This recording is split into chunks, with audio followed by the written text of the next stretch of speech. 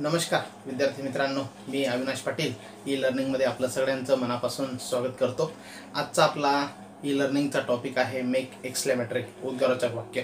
मित्रांनो, मराठीमध्ये बोलताना जसं आपल्या तोंडातून काही उद्गार बाहेर पडतात, जसे की अरे बापरे, किती हुशार आहेस तू, अरे बापरे, अबब केवढा मोठा साप, तर अशी मराठी वाक्य आपल्या तोंडातून सहज बाहेर पडत असतात। तसेच वाक्य इंग्रजी सुद्धा आपल्या तोंडातून बाहेर पडत असतात, त्यांनाच आपण एक्सक्लेमेटरी सेंटेन्स म्हणतो। For example, how clever you are, what a clever girl she is, हे दोन्हीही वाक्य एक्सक्लेमेटरीचे आहेत। याच्यावरून आपल्याला एक्सक्लेमेटरी म्हणजेच उद्गाराचं वाक्य कशा प्रकारे केले जातात, विधानार्थी वाक्याचं उद्गाराच्या वाक्यांमध्ये ॲसर्टिव्ह सेंटेन्सचं एक्सक्लेमेटरीमध्ये कसं रूपांतर करतात, ते आज आपण याच्या माध्यमातून पाहणार आहोत। चला तर मग काही उदाहरणांच्या साहाय्याने त्याचे नियम आपण समजून घेऊ।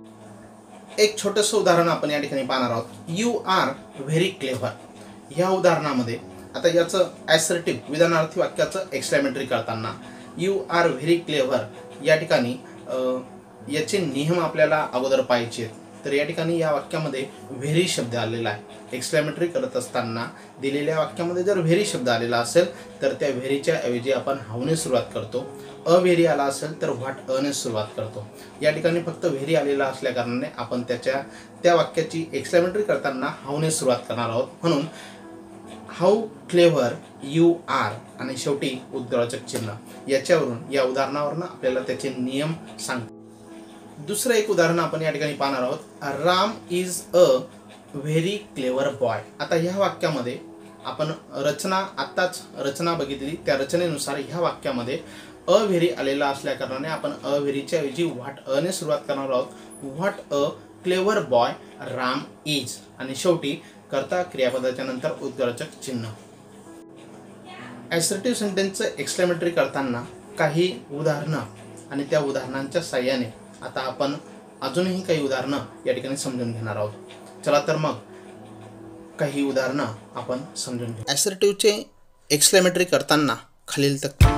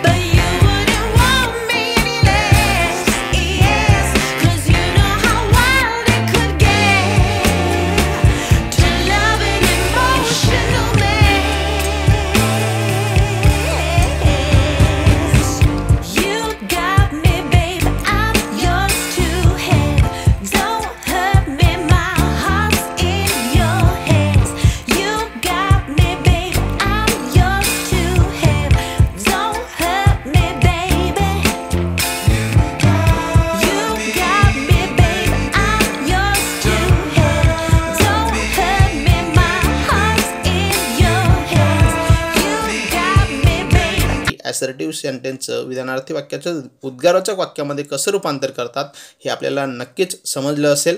व्हिडिओ समजला असेल तर माझ्या यूट्यूब चॅनलला, माझ्या या व्हिडिओला लाईक करा, जास्तीत जास्त शेअर करा आणि मित्रांनो माझ्या यूट्यूब चॅनलला सबस्क्राईब करा.